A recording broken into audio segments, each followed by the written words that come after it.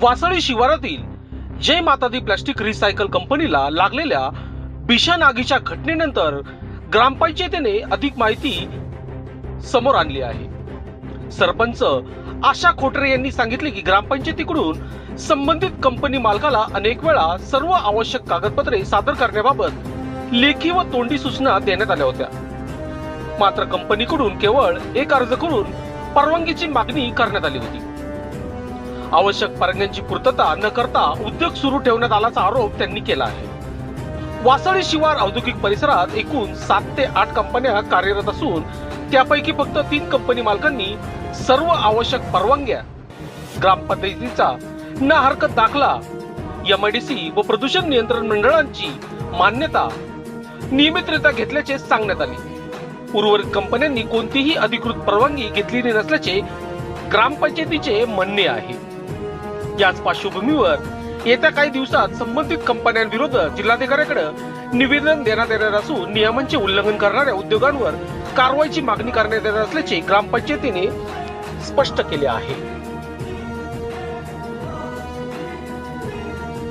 दुर्घटना सकाळी 7:30च्या सुमारास या जी कंपनी स्थापना केली त्या कंपनी मालकाला आम्ही वेळोवेळी ग्रामपंचायत मार्फत पत्र दिले होते की तुम्ही सदर कंपनीची स्थापना केली तर तुम्ही ग्रामपंचायतची एनओसी घेतली का, वेळोवेळी पत्र देऊन पण त्या पत्राचं त्यांनी काही आम्हाला उत्तर दिलं नाही आणि आज याच घडलं। या संदर्भात गाववाल्यांनी अनेक वेळा पत्र दिलेलं आहे। या ठिकाणी आपली शेती नापीक होतीये, या संदर्भात काय सांगाल तुम्ही? आज या प्लॅस्टिक असल्यामुळं खरंच शेती नापीक होते आणि त्यामुळं शेतकऱ्यांना भरपूर फटका बसतो नाही का। त्या यांनी शेतकरी टोकाच पाऊल आत्महत्यासारखं सुद्धा पाऊल उचलत आहे।